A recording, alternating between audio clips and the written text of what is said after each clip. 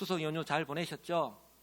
예, 가족들과 함께 긴 시간, 또 때로는 많이 피곤하고 힘들었을 텐데 그래도 오랜만에 긴 연휴 동안 또 우리 가족들과 함께 행복한 시간, 또 맛있는 음식을 드시고 오셔서 그런지 얼굴들이 더 빛나는 것 같아요. 우리 서로 앞뒤 좌우를 한번 바라보면서 이렇게 한번 인사해 볼까요? 축복해 볼까요? 다시 보니 반갑습니다. 감사합니다. 예. 매일매일이 하나님의 은혜인 줄 믿습니다. 저는 이 가을에 이미 이제 가을의 정점에 들어왔다라고 할 수 있는데요. 그래서 이 10월 한 달 동안 이번 가을에는 이라는 주제로 제가 설교를 하고 있는데, 지난 주일에는 기도하게 하소서, 그리고 오늘은 감사하게 하소서라는 제목으로 하나님의 말씀을 전하고자 합니다. 가을은 감사의 계절이라고 하죠. 왜냐하면 그 무엇보다도 가을은 추수의 계절이기 때문입니다. 지난주에 우리 성도님들 가족들과 함께 행복한 이 추석을 보냈는데요. 그때 맛있는 과일과 곡식 그렇게 또 풍성하게 먹을 수 있음 또한 바로 이 추수할 수 있음에 가능한 것이죠. 그런가 하면 이 가을은요, 결실의 계절이기 때문입니다. 다 연결이 되어 있는데요. 농부가요, 봄에 씨를 뿌리고 여름 내내 수고한 것에 대한 보상을 받는 계절, 즉 수확하는 기쁨이 있기 때문이죠. 그렇기 때문에 그 어떤 고난도, 그 여름 내내 수고도 다 견딜 수 있는 거죠. 감내하는 것이죠. 올해는 특히 많이 내린 비로 인해서 많은 지역이 특별 재난 지역으로 선포되는 큰 아픔도 있었습니다. 아직까지 완전하게 그 아픔이 가시지는 않았죠.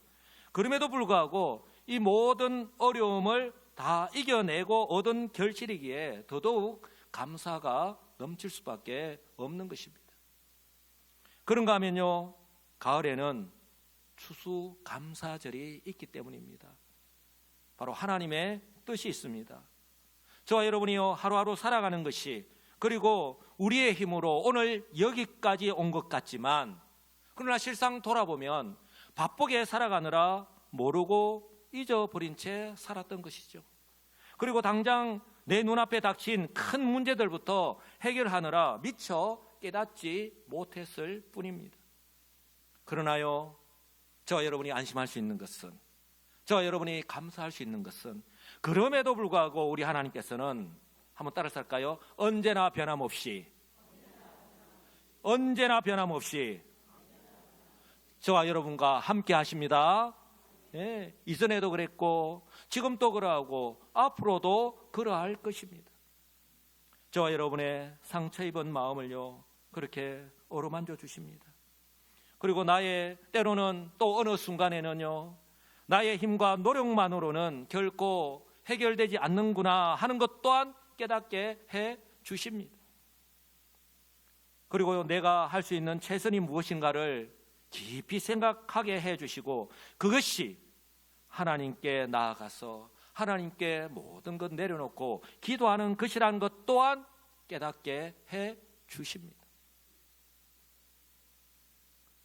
그리고요, 그 자리에 머물러 있는 것이 아니라 매일 조금도 변하지 않는 그런 환경 속에서 나의 조급한 마음을 내려놓고 힘들지만 이 시간을 확보해서 하나님 앞에 기도하는 것이 결코 쉽지 않았지만 그럼에도 불구하고 다시 기도할 마음을 허락해 주셨습니다. 그렇게 기도하고 있습니다. 성도 여러분, 제가 지금 다른 교회, 다른 성도들의 이야기를 하는 것이 아니라 바로 우리 교회, 바로 저와 여러분들의 일상을, 이야기를 지금 말씀을 드리는 것입니다. 이 모든 것이 하나님께서 베풀어 주신 은혜라는 것을 잘 알고 있기에 더더욱 감사할 뿐입니다. 제가 지난 주일에 주보에 나누어 드린 기억하시죠? 예, 이거 나누어 드렸는데 2025 하나님께서 베풀어 주신 은혜 감사 20가지. 제가 오늘 이번 가을에는 감사하게 하소서라고 하는 오늘 설교의 제목을 앞두고 한번 기도하는 마음으로 곰곰이 생각하시면서 오늘 이 말씀을 들으면 은혜가 될 것입니다. 그리고 이제 불과 2주 뒤에면은 추수감사주일입니다. 한 해의 삶을 돌아보면서 우리가 생각해 보아야 하는 그런 계절이 아닐까 싶은데요. 어떻게 한번 깊이 한번 생각하시면서 적어 보셨나요? 예. 제가 오늘 이 권사님 한 분이 이렇게 제출해 주셨어요. 20가지 빽빽하게 적어 주셨는데 이 20가지보다 훨씬 더 많을 수 있습니다. 그럼에도 이 20가지의 감사 중에서 그렇다면 무엇이 가장 먼저 감사가 되었습니까? 우리 각자가 다 들을 수 있는데요. 저는 올 한 해도 이 여수시민교회 담임 목사로서 우리 성도 한 분 한 분을 돌아보고 또한 섬길 수 있는 것이 가장 먼저 감사가 되었습니다. 그리고 그 다음은 우리 성도님들께서 부족한 것이 많은 저를 믿고 따라 주신 것이 또한 감사가 되었습니다. 제가 20가지를 다 이야기할 수 있지만 그럼 오늘 설교를 그것으로 마쳐야 될 것 같아요. 그저께 이 교육자 회의를 하면서 우리 임 목사님 또 궁금해가지고 제가 한번 물어봤어요. 임 목사님 20가지 중에 무엇이 가장 먼저 감사가 되던가요? 라고 물으니까 우리 임 목사님은 뭐라고 대답했을까요? 임 목사님 역시요, 우리 여수시민교회에서 성도들을 섬길 수 있음이 가장 먼저 감사가 되었다라고 그렇게 고백을 하더라고요. 사랑하는 성도 여러분, 저나 우리 임 목사님이나 우리 교육자들이 더욱더 우리 교회를, 우리 성도님들을 더 세밀하게 잘 섬길 수 있도록, 교회를 바로 세워갈 수 있도록 기도해 주시면 감사하겠습니다. 저는요, 이처럼 우리 저와 여러분의 개인적인 감사와 더불어서 그렇다면 성경이 우리에게 알려주는 근본적인 감사의 이유를 오늘 한번 살펴보고자 합니다. 분명한 것은요, 그의 백성을 사랑하시는 하나님, 그 하나님은요, 구약과 신약 시대, 이 시대의 구분 없이, 상관없이 영원토록 변함이 없으신 분이시기 때문입니다. 할렐루야. 성경 우리에게 이렇게 말씀합니다. 특히 구약에 보면 오늘 본문의 내용이기도 합니다. 여호와께 감사하라. 그는 선하시며 그 인자심이 영원함이로다. 그렇게 찬양합니다. 다윗뿐만 아니라 이 구약의 모든 백성들, 하나님의 백성들이 찬양해야 되는 내용이에요. 특히 이 시편 107편 1편을 비롯해서 역대상 다른 시편에서도 동일하게 이 찬양을 하는 내용이 많은데요. 이 구약의 시편은요, 특히 1세기에 회당 예배를 드릴 때에 인도자가 앞에서 선창을 하면 모든 회중들이요 후창을 합니다. 왜냐하면 이 여호와께 감사하라, 이 한글 성경에는 나와 있지 않지만 구약의 히브리어 성경을 보면 여호와께 감사하라, 그리고요 왜냐하면이라고 하는 그 단어가, 그 이유가 분명하게 단어가 들어 있습니다. 그래서 우리도 한번 제가 선창을 하면 후창을 한번 해볼까요? 여호와께 감사하라. 아니, 그는, 왜냐하면은 있으니까 그는이라고 들어갑니다. 다시 여호와께 감사하라. 할렐루야. 예. 우리 하나님은요 선하시고 또한 그 인자하심이, 여기서 인자하심이라는 이 단어 우리가 잘 아는 히브리어 단어예요. 헤세드, 인자하시다, 자비롭다, 선하시다. 그것이 변함이 없으시기 때문에, 영원히 변함이 없으시기 때문이에요. 신약에 또 마찬가지입니다. 이렇게 고백을 합니다. 계시록에서 이르되 감사하나이다. 먼저 감사를 선포합니다. 그리고 그 이유를 말씀합니다. 주 하나님 곧 전능하신 이요 이제도 계시고 전에도 계셨사오니. 할렐루야. 예. 구약에서만 이스라엘 백성들만 역사하시고 이 신약 시대, 지금 이 시대에 저와 여러분들과는 전혀 역사하지 않는 분이 아니다는 거예요. 지금도 변함없이 역사하시는 하나님, 그 주께서 큰 권능을 잡으시고 왕노릇하고 계시기 때문입니다. 성도 여러분, 이 찬양을 할 수 있다는 말은 바로 구원받은 하나님의 자녀가 되었다라고 하는 뜻이기도 합니다. 얼마나 감사합니까?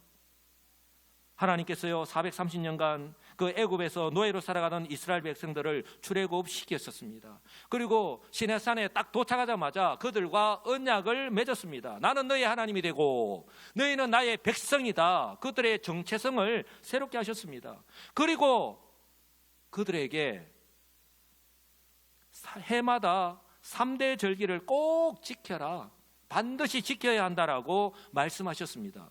바로 하나님께서 이처럼 해마다 3대 절기를 지키라고 하신 그 때가 언제인지, 그리고 그 의미와 이유 가운데서도 분명하게 다 나타난다는 것. 우리가 잘 알고 있지만, 그러면 유월절, 무교절이라고 부르죠. 유월절은요, 이 애굽의 노예 생활에서 해방되어 나온 것을 기념하는 절기예요. 이스라엘 백성들이 결코 잊어서는 안 되기 때문에 그 시기가 바로 보리 수확이 시작되는 봄입니다. 그렇게 하면 맥주절, 우리가 칠칠절이라고 부르는데요, 바로 이 유월절 후에 그러니까 7주간이 지난 50일째 된다라고 해서 이제는 오순절이라고도 부르는데요, 바로 하나님께서 그들에게 율법을 주신 것을 기념하는 절기예요. 바로 그때가 언젠가 바로 미리 무르익었을 때인 여름철입니다. 그런가 하면 초막절, 우리가 장막절이라고 부르는데요, 바로 이 초막절은 이 출애굽한 이스라엘 백성들이 광야에서 이 초막, 장막을 치고 생활하던 것을 기념하는 절기예요. 그때를 잊어서는 안 됩니다라는 뜻입니다. 그리고 시기적으로는 포도와 다른 농작물을 이제는 추수하고 추수가 마무리되고 이제는 그 수확한 농작물을 거두어들이는 시기, 그래서 수장절이라고도 부릅니다. 그때가 언제라고요? 가을입니다. 무엇을 의미합니까? 1년 44철 내내 그들이 하나님의 구원받은 백성임을 기억하고 그 하나님의 은혜를 기억하고 날마다 감사하면서 살아가야 한다는 것입니다. 그리스도 예수 안에서 구원받은 저와 여러분들 역시 세상 가운데 살아가면서 동일하게 1년 44철 1월 1일부터 시작해서 12월 31일까지 그렇게 살아가야 할 줄 분명히 믿습니다. 왜요? 하나님 다 뜻이 있습니다. 하나님께서는요, 이스라엘 백성들이 이제 들어가서 살게 될 그 가나안 땅, 이미 그곳에는요 바알과 아세라 등 그들의 생활과 직결된 온갖 우상들이 가득한 그곳에서 생활해야 하기 때문에 그렇습니다. 바로 그곳에서 살아갈 때에 그들을 구원하신 여호와가 그들의 유일한 하나님, 참 신이다라고 하는 것을 기억하고 살아가기를 원하셨기 때문에 그렇습니다. 성도 여러분, 여호와가 그들의 참신이다, 참 하나님이다라고 믿는 것은요, 바로 하나님께서 그들에게 주신 율법, 그 하나님의 말씀을 기억하고 살아간다는 말씀과 동일한 거예요. 다른 말로 표현한다면, 내가 하나님을 떠나면, 내가 하나님을 잊어버리면요, 하나님께서 주신 말씀에서 떠나게 되고 그 말씀과는 상관없는 삶을 살아가게 된다는 거예요. 우리는 그것을 구약의 이스라엘 백성들의 그 삶을 통해서 너무나도 잘 알고 있습니다. 그러면서 우리에게 그 삶을 반추시켜 주죠. 거울로 비춰주는 것입니다. 또한 하나님께서는요, 이 하나님의 백성이라고 하는 정체성을 가지고 그 가나안 땅에서 이스라엘 백성들이 살아가기를 원하셨던 것입니다. 아까도 말씀드렸지만 이미 그곳에는 우상을 섬기며 살아가는 가나안 족속들이 이미 그곳에서 터줏대감처럼 자리를 잡고 살아가고 있기 때문에 그렇습니다. 바로 이것이 이처럼 하나님의 백성이다라고 하는 정체성을 가지고 살아갈 때에 그들이 그곳에서 우상의 영향과 그리고 그 영향에서, 유혹에서 이길 수 있고 또한 벗어날 수 있기 때문에 그렇습니다. 그리고 어쩌면 가장 중요한 것일 수 있는데요, 그들이 구원의 은혜를 잊지 않도록 하기 위해서입니다. 한번 따라서 할까요? 구원의 은혜를 잊지 않도록 하기 위해서. 구약 이스라엘 백성들이나 저와 여러분들이나 마찬가지로 사람은요 망각의 동물입니다. 시간이 지나가면, 환경이 바뀌면요 금방 잊어버리는 것이 이 인간의 모습이에요. 내가 받을 것은 절대로 잊지 않습니다. 그러나 내가 받은 은혜는 금방 잊어버리는 것이 바로 저와 여러분들의 모습이라는 거예요. 하물며 그 가나안 땅에 들어갔을 때 앞서 말씀드린 것처럼 그들이 그들과 동화되지 않고 그 삶의 환경 가운데 동화되지 않고 하나님의 백성으로 살아가는 것이 결코 쉽지 않다는 것입니다. 그들이 이것을 잊어버리는 순간 그들은요 그들의 삶 속에서 더 이상 하나님의 은혜에 대한 감사는 찾아볼 수 없습니다. 왜요? 그들과 동일한 모습으로 살아갈 수밖에 없기 때문에 그렇습니다. 이것은요 마지막 유월절에 하나님의 어린 양이 되셔서 세상의 모든 죄를 지시고 십자가에서 죽으시고 부활하신 예수 그리스도, 바로 그 예수 그리스도를 하나님의 은혜로 믿고 구원받고 하나님의 자녀가 된 이 시대의 성도들, 바로 지금 예배를 드리고 있는 저와 여러분들 역시 마찬가지입니다. 저와 여러분은 예외가 아닙니다. 저와 여러분들 역시 지금 현재 이 세상이라고 하는 가나안 땅에서 살아가고 있습니다. 단지 그때와 차이가 있다면 지금은 그때보다 우리 성도들을 유혹하고 이미 삶에 직접적으로 훨씬 더 다양한 모습으로 영향을 미치고 있는 온갖 우상들로 둘러싸인 그런 시대와 환경 속에서 살아가고 있다라고 할 수 있습니다. 그러니 이런 세상 속에서 마치 구약의 이스라엘 백성들처럼 나를 구원하신 그 하나님을 잊어버리고 하나님의 말씀을 모른 채, 또한 나는 구원받은 즉 하나님에 속한 하나님의 백성이라고 하는 사실을 잊어버린 채 그저 이 세상 속에서 살아간다면, 그저 바쁘게 내 앞에 놓인 그 문제만을 해결하기 위해서 그렇게 바쁘게만 살아간다면 저와 여러분들 역시요, 하나님의 은혜에 대한 감사는 잊어버린 채, 내가 하나님의 백성이라고 하는 그 정체성도 잊어버린 채 감사가 없는 삶을 살아가게 될 것입니다. 우리에게 허락하신 이런 건강, 가정, 직장, 생업, 이 모든 것들도 당연하게 내가 노력한 결과물이다라고 그렇게 여기면서 살아가게 될 것입니다. 어쩌면 우리도 이미 이 세상에 익숙해져서 그렇게 살아가고 있는지도 모르겠습니다. 혹시라도 지금 현재 저와 여러분의 모습은 아닌지요? 지금 현재 저와 여러분의 삶에 감사가 있습니까? 사랑하는 성도 여러분, 지금 현재 저와 여러분의 매일의 삶을 돌아보십시오. 저와 여러분의 삶에 감사가 있습니까? 저와 여러분은 매주일, 지금도 저와 여러분들이 예배자로 주 앞에 나왔는데요, 하나님 앞에 정말 감사하는 마음으로 이 앞에 주님 앞으로 나왔습니까? 감사하는 마음으로 하나님을 예배하십니까? 저는 단순히 감사한금을 드리느냐 드리지 않았느냐에 대해서 말씀을 드리는 것이 아닙니다.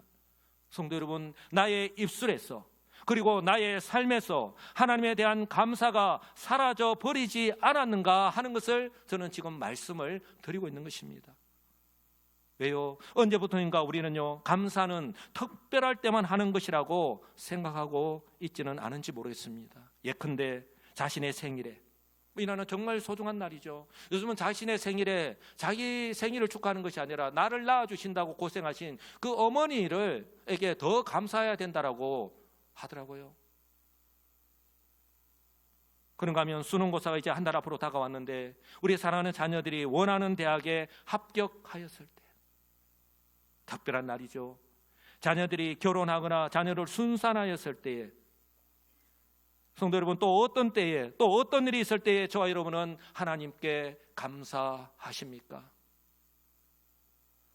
아니면 정말 이거는 충격적인데요, 지금까지 신앙생활을 하면서 감사와는 전혀 상관없는 삶을 지금 또 그렇게 살아가고 계십니까? 혹시라도 저와 여러분이 하나님 앞에 나올 때에 감사하지 않는 이유가 만약에 하나님을 잘 모르거나 혹은 그 하나님을 오해하고 있기 때문은 아닌지 모르겠습니다. 성도 여러분, 창세기 4장에 나오는 아담의 아들이자 가인의 동생인 아벨을 기억하실 것입니다. 그때 하나님 앞에 예배자로, 똑같이 예물을 가지고, 자신이 준비한 예물을 가지고 하나님 앞에 드리는 장면이 나옵니다. 그런데요, 성경의 평가는 정반대로 갈린다라고 하는 것을 우리는 너무나도 잘 알고 있습니다. 우리가 어떤 모습으로 하나님께 나아가야 될지 성경은 우리에게 분명히 말씀하는데요, 성경 히브리서에 보면 믿음장에서는 그 아벨의 삶을 이렇게 평가합니다. 아벨은 가인보다 더 나은 제사를 하나님께 드렸다라고 그렇게 평가합니다. 그러나 세상은 어떻죠? 그런 아벨을 실패자처럼 보이는 인물로 그렇게 평가합니다. 왜요? 하나님 앞에 그렇게 신실하게 살아가고 하나님 앞에 하나님 받으시는 예물을 드리면 뭐 하느냐는 거죠. 가인으로부터 죽임을 당했잖아요. 그러나 우리가 기억해야 될 것은 성경은요, 그 아벨의 감사가, 그 아벨의 예배가 세상의 평가에 달려있는 것이 아니라 바로 하나님께서 받으시는 진심 그리고 그 믿음에 달려있다라고 분명하게 말씀합니다. 할렐루야. 왜냐하면요, 그 아벨의 삶은 하나님께서 받으셨습니다. 그 아벨의 삶은요, 하나님께서 인정하셨습니다. 다른 말로 하면 저 천국에서 영원토록 빛나기 때문입니다. 할렐루야. 성도 여러분, 저와 여러분들이 이 고난 속에서도 살아갈 만한, 아니 믿음으로 감사하면서 살아갈 만한 충분한 이유가 있는 것은 이 땅의 삶으로 우리 인생이 끝나는 것이 아니라 바로 그 아벨의 삶을 하나님께서 인정해 주시고 그 삶이 천국에서 빛나는 것처럼 저와 여러분들 역시 이 땅에서의 삶을 마치고 나면 그 삶을 하나님께서 저 천국에서 평가하시고 그 천국에서 동일하게 빛나게 될 줄 믿으시기 바랍니다. 바로 우리가 즐겨 부르는 이 찬양의 가사가, 그래서요 우리가 이 땅 가운데서 이 어렵고 힘든 환경 속에서 그럼에도 불구하고 어떻게 살아가야 하는지를 다시 한 번 더 생각해 보게 해주는 그런 찬양이 아닐까 싶습니다. 이런 측면에서 설명해 있는데요, 바로 천국에서 해같이 빛나리라고 하는 찬양이에요. 직분자로 임명받았을 때만 이 찬양을 부르는 게 아닙니다. 그 가사를 한번 보시기 바랍니다. 당신의 그 섬김이 천국에서 해같이 빛나리. 저는 이 당신이라는 말에 자신의 이름을 넣어서 우리가 살아야 하고 그렇게 찬양이 하나님 앞에 상달되어야 하지 않을까 싶습니다. 당신의 그 섬김이, 당신의 그 겸손이, 당신의 그 믿음이, 당신의 그 충성이, 당신의 그 순종이, 당신의 그 사랑이, 당신의 그 찬송이, 당신의 그 헌신이 천국에서 해같이 빛나리 믿으시기 바랍니다. 주님이 기억하시면 족하리. 아멘이십니까? 예수님 사랑으로 가득한 모습, 천사도 흠모하는 아름다운 그 모습, 천국에서 해같이 빛나리. 천국에서 해같이 빛날 줄 믿습니다. 성도 여러분, 이 찬양처럼 우리 한 분도 빠짐없이 이 땅에서의 삶이 천국에서 해같이 빛나는, 우리 하나님께 칭찬받고 인정받으시는 우리 성도님들이 다 되시기를 우리 주 예수님의 이름으로 간절히 축복합니다. 그런가 하면요, 성경은요 한 걸음 더 나아가서 범사에 감사하라라고 그렇게 말씀합니다. 참 우리의 현실과는 동떨어진 삶을 살아가죠. 그 하나님의 하나님 되심, 우리가 구원받은 것을 기억하지도 못하고, 아니 그 삶 가운데 살면서 감사하면서 살아가지도 못하는데, 성경은요 한 걸음 더 나아가서 범사에 감사하라라고 말씀을 합니다. 그런데 우리 현실은 이미 이 세상에 익숙해진 저와 여러분들 역시 이 범사에 감사하면서 살아가는 것이 얼마나 어렵고 힘들다, 결코 쉽지 않다라고 하는 것을 너무나도 잘 알고 있습니다.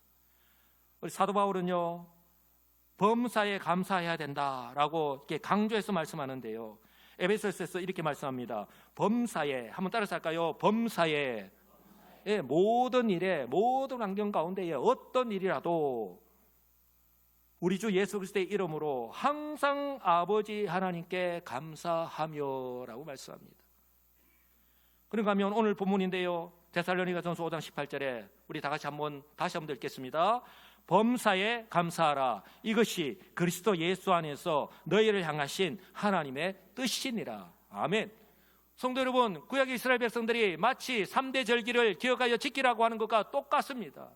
바로 그리스도 예수 안에서, 바로 그리스도 예수를 믿음으로 구원받은 하나님의 백성들, 이 땅 가운데 살아가고 있지만 너희는 이 세상에 속한 사람이 아니라는 거예요. 그들과 구별된 백성이라는 거예요. 바로 이 땅 가운데서 우리가 우리의 입술로, 우리의 삶으로 그런 감사하는 모습을 통해서 그들과는 구별되다 다르다 하는 것을 보여주어야 한다는 거예요. 이것이 하나님의 뜻이다라고 말씀합니다. 신약의 사도 바울뿐만 아니라 구약의 욥도 마찬가지입니다. 욥은 이렇게 고백을 합니다. 주신이도 여호와시요 거두신이도 여호와시오니 여호와의 이름이 찬송을 받을지니이다. 성도 여러분, 욥이요 고난의 대명사잖아요. 욥이 이 찬양을 하는 것은 하나님 앞에 감사할 만한, 이렇게 찬양할 만한 그런 환경이 아니잖아요. 자신의 자식도 다 죽었고 재산도 다 날라갔고, 이제는 자신의 몸도 이 머리 끝에서부터 발끝까지 이제는 기와 자국으로 긁어야지만이 시원하는 그런 지경이에요. 그 지경에서 지금 이 찬송을 하는 거예요. 자신의 아내가 어지가면 그 모습을 못 지켜보고 이제 그만하고 그 하나님을 그냥 욕하고 그냥 저주하고 죽어버려라. 그랬을 때 이 고백을 한 거예요. 사랑하는 성도 여러분, 범사에 감사하라. 이것은요 감사할 만한 일이 있거나 그런 조건이 성립되었을 때만 감사하는 것이 아니라 오히려 이와는 반대로 감사할 수 없는 상황에서도, 감사할 만한 조건이 사라진 상황에서도 감사하는 것입니다. 조건 없는 감사입니다. 할렐루야. 왜냐하면요, 이렇게 할 수 있는 것은, 욥처럼 이렇게 할 수 있는 것은, 사도 바울 역시 그렇게 할 수 있는 것은, 이것은요, 모든 상황 속에서 하나님께서 변함없이 함께 하시고 또한 인도해 주실 줄 믿기 때문입니다. 할렐루야. 예수님도 이렇게 말씀하셨습니다. 아무것도 없는 그 빈들에서 떡 5개 그리고 물고기 2마리를 들고 하나님께 축사했다. 바로 하나님께 감사했다라고 합니다. 마태복음 14장에 보시면 떡 5개와 물고기 2마리를 가지사 하늘을 우러러 축사하시고 먼저 하나님께 감사를 드리고 하나님께 맡기고 역사하실 것을 믿고 먼저 하나님께 감사한 겁니다. 그리고 뒤에 행동을 보십시오. 떡을 떼어 제자들에게 주시매 제자들이 무리에게 주니 다 배불리 먹고 남은 조각을 12바구니에 차게 거두었으며 그 먹은 사람이 무려 여자와 어린이 외에 5,000명, 여자와 어린이 외에 5,000명에게 먹이고도 배불리 먹이고도 12바구니가 남았다라고 말씀합니다. 저 여러분 너무나도 잘 아는 오병이어의 기적입니다. 여기서 중요한 것은요, 예수님께서 아직 기적이 일어나지 않는 그 상태에서 무슨 의미입니까? 비록 지금 현재 내가 가진 것이 적다 하더라도, 지금 나의 형편이 보잘것없다라고 하더라도, 내가 하나님께 드리는 것이 적다라고 하더라도 먼저 이 적은 것으로도 하나님께 먼저 감사했을 때에, 하나님께 드렸을 때에, 믿음으로 드렸을 때에 그 부족함이 채워지는 기적을 보여주시는 거예요. 할렐루야. 내가 약할 그때에 바로 강하신 그 하나님을 통해서 하나님은요 드러내시는 거예요. 이게 믿음의 역사입니다. 그래서 바울은요 기도할 때 역시 감사하는 마음으로 하라고 우리를 향해서 권면합니다. 왜요? 우리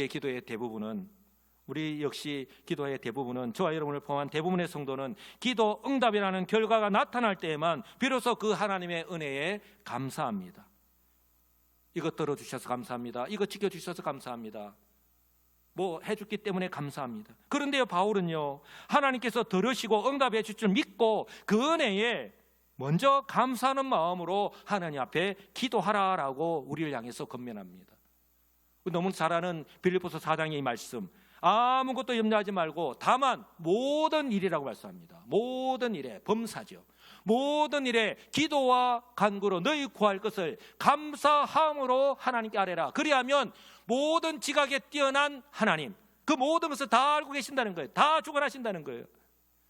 모든 지각에 뛰어난 하나님의 평강이 바로 그리스도 예수 안에서 너희 마음과 생각을 지키신다라고 분명하게 말씀합니다. 할렐루야.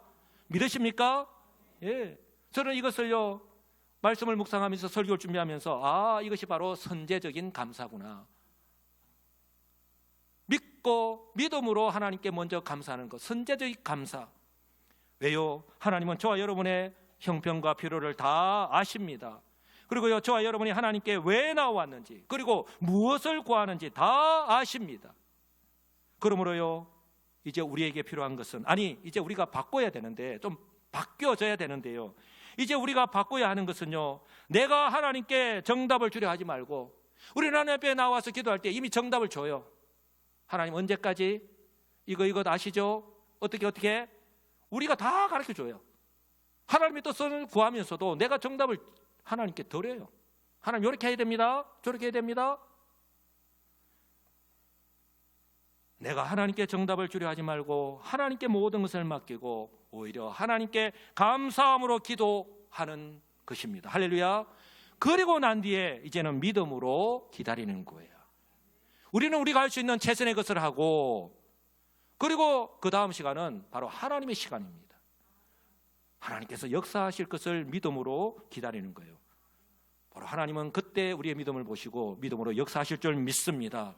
때로는 응답하시고 때로는 거절하시면서 그렇게 응답하십니다. 그럴 때 주의 성령께서 먼저 오늘 빌립보에서 말씀하신 것처럼 저와 여러분의 마음 가운데에 평안의 은혜를 주십니다. 그 답답한 마음도, 그 족한 마음도 주의 성령께서 진정시켜 주십니다.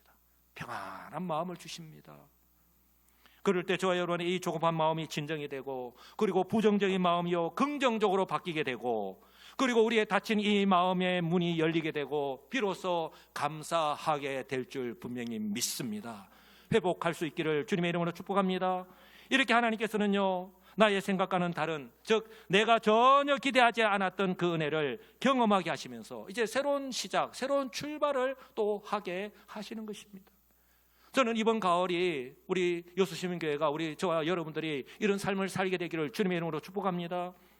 이렇게 감사함으로 기도할 때에 나의 삶이 하나님의 뜻대로 변화되는 기적을 경험하시는 우리 성도님들이 다 되시기를 우리 주님의 이름으로 간절히 축복합니다. 그리고 마지막으로요, 이거는 좀 실천적인 부분이라 할 수 있는데, 이번 추석 때 감사하는 마음으로 선물을 많이 사가셨죠? 많이 사가셨잖아요. 때로는 박스 떼기로 사가고 막 이 보따리 저 보따리, 뭐 TV 뉴스를 보니까 정말 얼마나 많이 사들고 가는지, 정말 그렇게 사가면서 우리 부모님 드릴 거, 우리 형제 자매 드릴 거, 우리 드릴 거 생각하면서 기쁜 마음으로 사갔잖아요.